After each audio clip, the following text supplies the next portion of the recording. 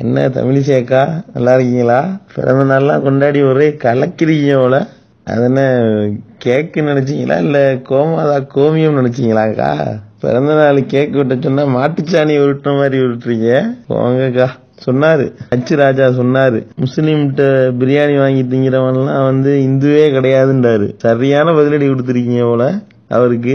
முஸ்லீம்கிட்ட பிரியாணி வாங்கி திங்கிறவன் இந்துவே கிடையாது, தமிழிசை அக்காட்ட கேக் வாங்கி தின்றவன் மனுஷனே கிடையாது அப்படின்ட்டு பதிலடி சரியா கொடுத்துருக்கீங்க போலயே.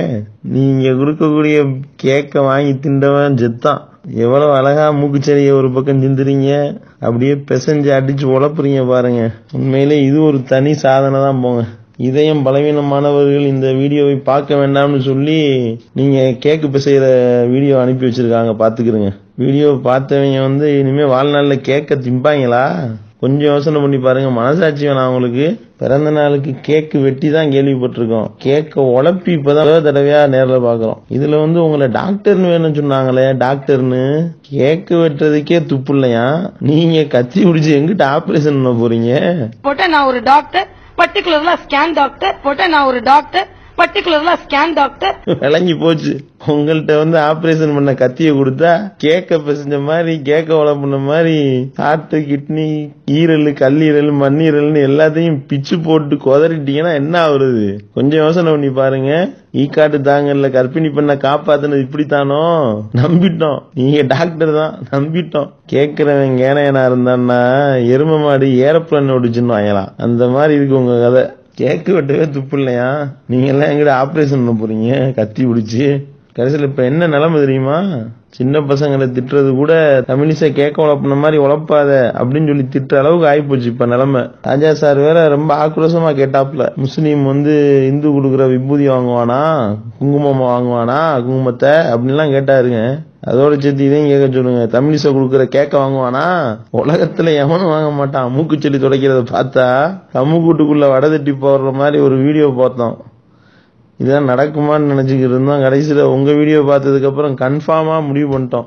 எல்லாரும் இப்ப ஊர்ல இப்படி மிரட்ட ஆரம்பிச்சிட்டாங்க. எவ்வாறு சொல்றத கேளு, இல்லாட்டினா தமிழிசைய காட்ட கேக்கு திங்க கூட்டிட்டு போயிருவேன் பாத்துக்கோ அப்படின்னு மிரட்ட அளவுக்கு ஆக்கி விட்டுருக்கீங்க, பாத்துக்கிறங்க. இந்த மோடி கிளீன் இந்தியான்னு சொல்லிக்கிட்டே தெரியுறாரு.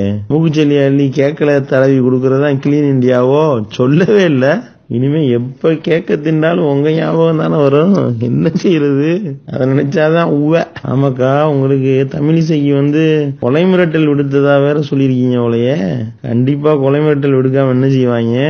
உங்கள்ட்ட கேக்கு வாங்கி திண்டவன் அவனோதான் இந்த வேலையை பார்த்துருக்கணும். உங்களுக்கு இப்படி மூக்குச்செலியை கலந்து அடிச்சு விட்டு இந்த பிசைஞ்சு இந்த உழப்பி கேக்கு கொடுத்தா உலவெறியா தானே வாங்கி உங்களை பார்த்து.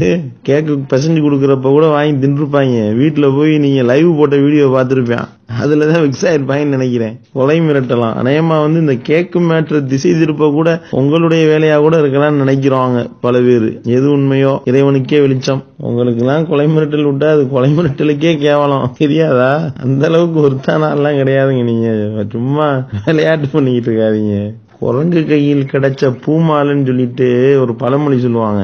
அந்த பழமொழிலாம் பழசுங்க, பழைய மொழிங்க. இப்ப தமிழிசை கையில கிடைச்ச கேக்கு மாலைன்றதுதான் புதுமொழி, சரியா? உங்க கையில நாடு மாட்டிக்கிட்டு என்ன பாடுபடுதுன்றத இப்படி உங்க கையில கிடைச்ச கேக்கு மாதிரி இந்த நாடு சிக்கி சின்ன பின்னமாயி சீரழிஞ்சுக்கிட்டு இருக்குன்றத சிம்பாலிக்கா காட்டினீங்களா என்னன்னு தெரியல. ஆனா இதுல ஒரு மெசேஜ் சொல்லிருக்கீங்க பாருங்க, இந்த கேக்கு தான் எங்க கையில கிடைச்சிருக்க நாடு 100% அப்படியே பொருந்தி போகுதுங்க. சூப்பருங்க. உங்களை சொல்லி குத்தம் இல்ல, நீங்க மூக்குச்செலியை சிந்திட்டு கொடுக்குற கேக்க வாங்கி தின்ற மக்களை சொல்லணுங்க. மக்கள்னா அப்படி அவ்வளவு விளக்காரமா உங்களுக்கு? மோடி இப்படி வந்தாருன்னா மோடிக்கு மூக்குச்செலியை சிந்தி கேக்க கொடுப்பீங்களா? சொல்லுங்க பாப்போம். ஒரு சாதாரணமான ஒரு கேக்க வெட்டவே துப்பு இல்ல. இவங்கள்ட்ட தமிழ்நாட்டை படைச்சா கிழிச்சிருவாங்களாம். விளங்கி போச்சு தமிழ்நாடு.